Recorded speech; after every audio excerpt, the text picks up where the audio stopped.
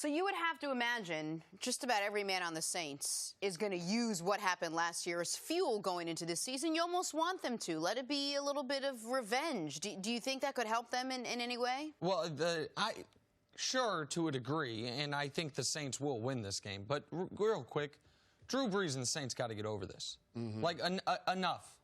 And by the way, and I understand you only get so many opportunities, and I understand if you're Drew Brees, the difference given his amazing statistical profile between being a one-time Super Bowl champion and a two-time Super Bowl champion is the difference between being considered one of the 10 to 15 best quarterbacks ever, and people saying, wait, is he top 5? Where is he on the mountain? I get all of that. But that game didn't end on that non-call. The Saints got the ball in overtime, and Drew Brees promptly threw an interception. I don't know how much of that he has gotten over, that they had their opportunity. And there is nothing to say that getting to the Super Bowl is not what they were trying to do last year. Trying to win the Super Bowl. There's nothing to say what Bill Belichick and the Patriots did to the Rams they wouldn't have done to the Saints. Now, I don't think they would have, but we don't know. But as far as this game, I think the Saints are better than the Rams. I think the Saints, after struggling for a half against Houston, Canny, are going to pick up where they left off in the second half against Houston, which was excellent on both sides of the ball. The Deshaun Watson two-play touchdown drive notwithstanding, and Drew Brees was great in the second half of that game. So I do think the Saints can go to Los Angeles and beat a team they beat in New Orleans in the regular season last year before losing in the postseason. But I think after this game, please, at the very least, we can leave that NFC Championship game in the past. You can't leave it in the past. I know it sounds good, but human nature is to lament the opportunities that you didn't take advantage of. I mean, I still remember the times when I lost in playoff games. 2006 with the Dallas Cowboys up in Seattle, Tony Romo fumbles the snap, tries to run it in, gets tackled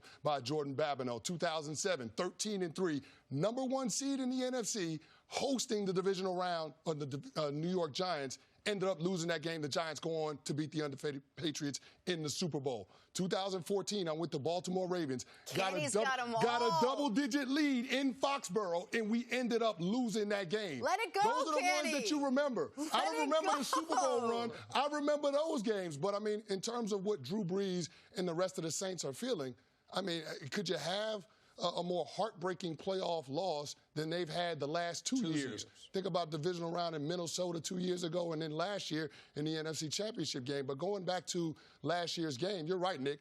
They had opportunities in that game coming out of the 2-minute warning. For some reason, Sean Payton calls a pass play rather than running the ball, knowing that the Rams only have 2 timeouts left. I mean, you could run the clock down and kick a field goal, then you kick off and you force the Rams to drive the length of the field to try to get in field goal range. And at worst, they end up kicking a field goal and tying it, and you're going to overtime. And you got the ball in overtime. Like you had, this was not what happened with Kansas City, where it goes to overtime, you lose the coin flip, and you never see the football. Like, not only did you get the ball, you got the ball, and Drew Brees, as great as he was last year, threw a pick, threw a bad pick. That was, now, we can argue if the pass interference call is made, they go to the Super Bowl, but that's also not a guarantee. They have to make a kick. The Rams would have had probably about 25 seconds, see if they can get their superstar kicker in range. But to spin it forward to this week's game, it should be noted, last year's game did determine the 1 seed. Yes. Now, the 1 seed did end up determining who went to the Super Bowl, because obviously the Rams lost,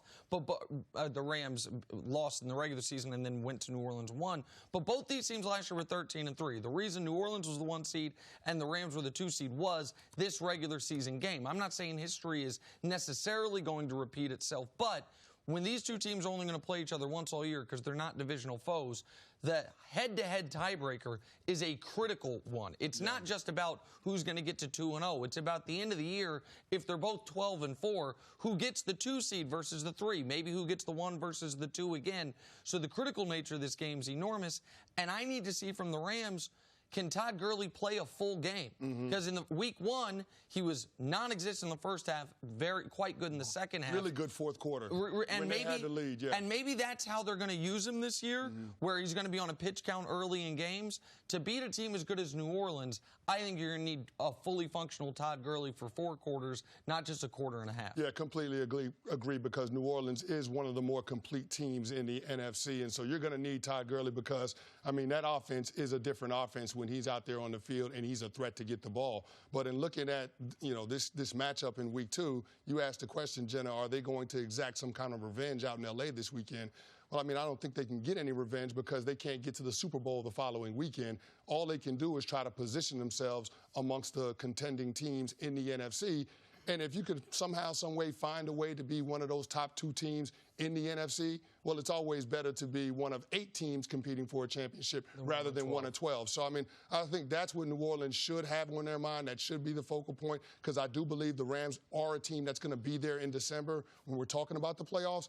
It's just that when you go on the road, you got to focus on the execution. I'm really interested to see how that Saints defense does because they weren't great in terms of being able to stop the run against Houston. You realize that Sean McVay is going to give them a heavy dose of that out in L.A.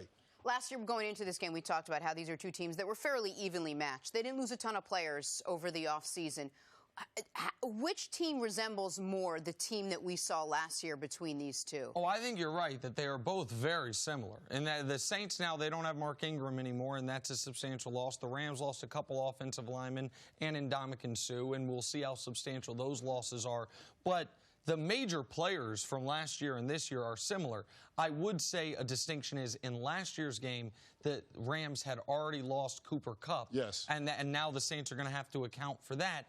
You mentioned something about the Saints defense. I just want to follow up because this is obviously where you made your money on the defensive line. How good is the Saints pass rush? Or was what we saw in week 1, more sacks than any team in the league in week 1, 11 quarterback hits? To you, was that more about Marcus Davenport and Trey Henry, Cam Jordan, those guys really playing a great game? Or was that more about the Texans' offensive line just being disastrous? Because how duplicable is that going into this Rams game? No, I think it's more about the Saints' defensive line being really good at being able to get after the quarterback. I mean, the Houston Texans have an improved offensive line, and we saw that based on the production that they had in their ground game. Sure. But I think that Saints defense is really good at getting after the passer, and that's exactly what you want when you have a high-powered offense like the Saints do with Drew Brees and company. So if they can somehow dictate the complexion of this game early and put it on Jared Goff's shoulders, force him to drop back and throw it, well, now Sean Payton has the Rams exactly where he wants them. So that's something to watch early in this game. If they get a half dozen sacks again, they'll win this game going away. They don't even need that level of defensive line pass rush production to put the Rams in a really tough spot. Saints don't even need refs in this one.